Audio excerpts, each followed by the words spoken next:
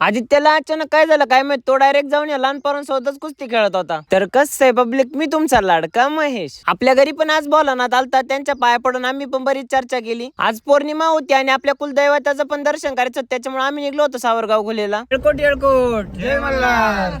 उन्हाळ्यात मला लस्सी एवढी प्यारी होती ना, तर पार कुठं जायचं असलं तरी लस्सी एक पिऊनच जावं लागतं. एवढं ऊन आहे त्याच्यामुळे रस्ता पण एकदम खाली खाली होता. पण आपण ताराबाद मध्ये पोहोचल्याच नंतर आपले भरपूर चाहते भेटत होते. सगळ्यांसोबत फोटो वगैरे काढून आम्ही आता पुढच्या प्रवासाला निघलो होतो. थोडं पुढे निघताच आम्हाला आता दुसरे चाहते पण भेटले होते. त्यांच्यासोबत फोटो वगैरे काढून आता आम्ही खंडोबाला पोहोचलो होतो. तिथे गेल्यावर पण मनात एकच विचार आलता, आपलं कुलदैवत आहे, मग देवाला पण म्हणलं ह्या वेळेस तरी एकटा आलोय, लवकरच जोडी नाही येऊ दे.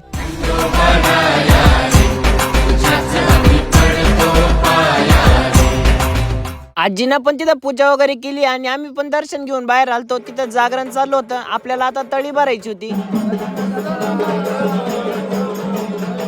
तळी भरून झाल्यानंतर आदित्यनी पण सगळ्यांना प्रसाद वाटला. इथं सगळा पठार भाग आहे, त्यामुळे वर्षातून फक्त एकदाच पीक घेतलं जातं. तरी पण इथले मंदिर एवढे भारी बनवलेले होते ना, मन एकदम प्रसन्नच होऊन गेलतं. पठार भागामधून आपले कोण कोण व्हिडिओ बघते तेवढं कमेंट करून नक्की सांगा. घरी आल्यानंतर पण बाबांनी आपल्याला लगेच लसूण भरायचं काम लावलं होतं. यंदाच्या वर्षी आपल्याला भरपूर लसूण झालेलं आहे, त्यामुळे कोणाला जर विकत लसूण घ्यायचं असेल तर नक्की कमेंट मध्ये कळवा. बरं तेवढं अकाउंटला फॉलो करून घ्या, लाईक करून घ्या, मग डिस्काउंट मध्ये लसूण भेटन.